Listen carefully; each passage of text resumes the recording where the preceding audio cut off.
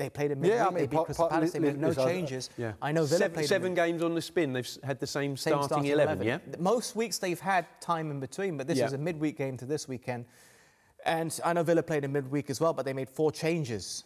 They've been very happy to rotate their team as well over the last few weeks. I think Villa have a slightly or more depth in their squad and can rotate a little bit more than Newcastle are able to do. And one of the reasons is, you know, for example, in the January transfer window, the players that Villa brought in and Newcastle were unable to bring anybody in. Yeah. Does this change anything in what you reckon could happen for Champions League positions?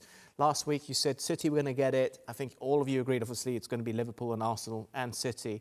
But does today's result impact anything, looking at the remaining fixtures across the teams? Newcastle, City, Forest, Aston Villa, Chelsea, perhaps, Lee? No, I'm still going with Forest, just about missing out. I think they get beat at Tottenham on Monday night.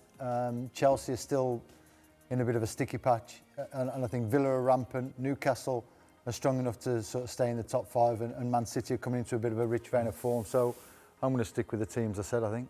Yeah, well, I had Chelsea to miss out in the top 5, and my concern for Villa was the fact that they still had the Champions League. Well, of course, that's now gone, so that means there's less congestion for them. And I also said about Villa playing still in the FA Cup as well. So,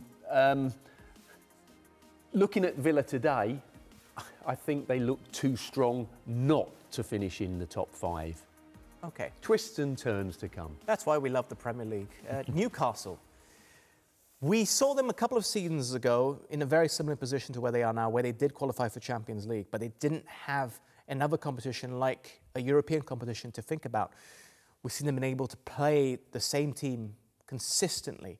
Now, last year they did play in Europe, and their form, at least in the Premier League, went rather downhill. They didn't even qualify for a European competition this year, as we know now. What do you reckon that they have to focus on next year, should they get Champions League qualification, or even Europa League? Let's not forget, there are other competitions beyond the Champions League, to ensure that doesn't happen again. Because so often we see teams falter in the league once they qualify for a European competition. Because it takes so much out of you. The travelling, the adrenaline, the highs and the lows, the extra games. You just need a stronger squad. You need a stronger squad in depth. And I think Gary's already mentioned Villa have probably got a little bit more strength in depth from the January transfer window than what Newcastle have. We saw the subs that Newcastle bring on compared to the ones that Villa bring on. And I think Villa are far stronger in depth. So you've just got to have players in depth, and you need to be able to rotate. Newcastle have been forced to sell recently. The last 3 transfer windows, there's been nobody of note because they're trying to meet PSR. But if they're going to compete in the Champions League and try to ensure domestic form doesn't suffer, do you expect them to be busy in the summer transfer window?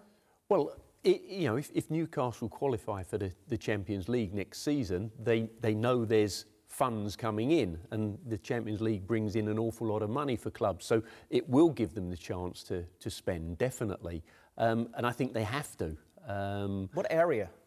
Well, across the board? Well, yeah, I think they have a good nucleus there of players. That's not in question.